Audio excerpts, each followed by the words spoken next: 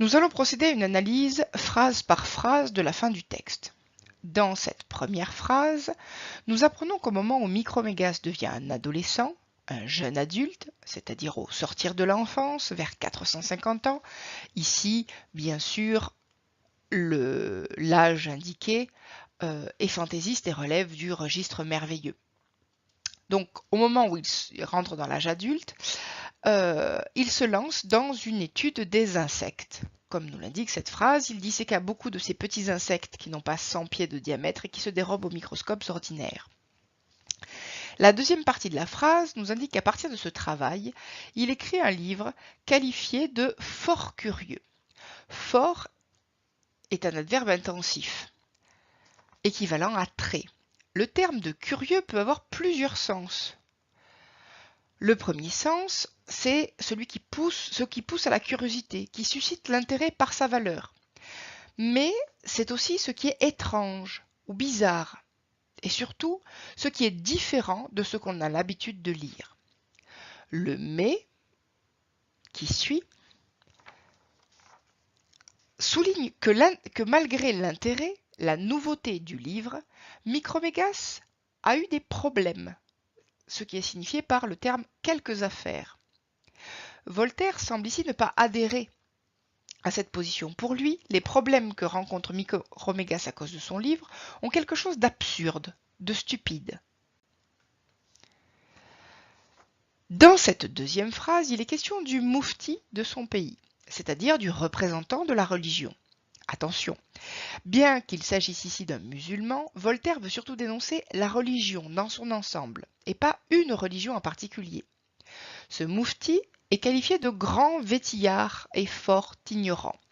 Les deux noms, vétillard et ignorant, indiquent que cet homme a peu de culture et ne s'intéresse qu'à des broutilles, des choses sans importance, ce qui est accentué par l'adjectif grand et l'adverbe fort.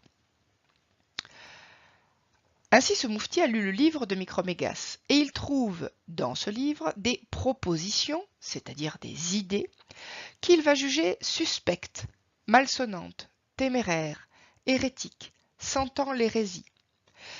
Cette énumération indique ce qu'il pense du livre.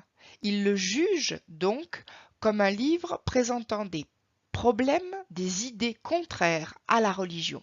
Et il va mener une action en justice. Il le poursuivit vivement. Les deux points qui suivent ici permettent de préciser les raisons qui poussent le moufti à considérer le livre comme hérétique.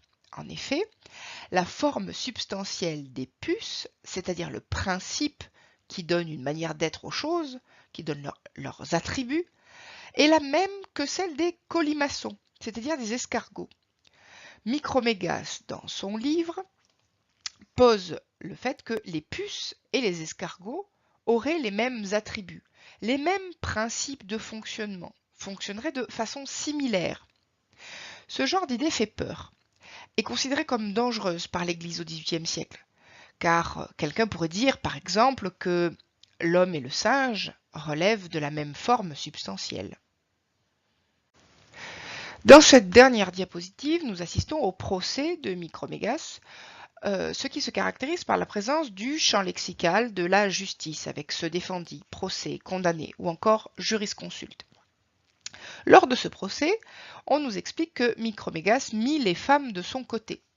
On peut se demander si cela est un simple clin d'œil humoristique ou si les femmes effectivement défendent cette idée que différents animaux peuvent avoir la même forme substantielle. En effet, si les hommes et les femmes ont la même forme substantielle, alors ils devraient aussi avoir les mêmes droits. Or, hommes et femmes n'ont pas les mêmes droits au XVIIIe siècle. Cependant, à l'issue de ce procès qui dura 220 ans, et on observe encore cette présence des temps complètement fantaisistes qui relèvent du merveilleux, le moufti obtient bien la condamnation du livre de Micromégas. Mais il l'obtient grâce à des jurisconsultes qui n'ont pas lu le livre. Or, le fait que les jurisconsultes condamnent sans avoir lu souligne la dimension arbitraire de la justice.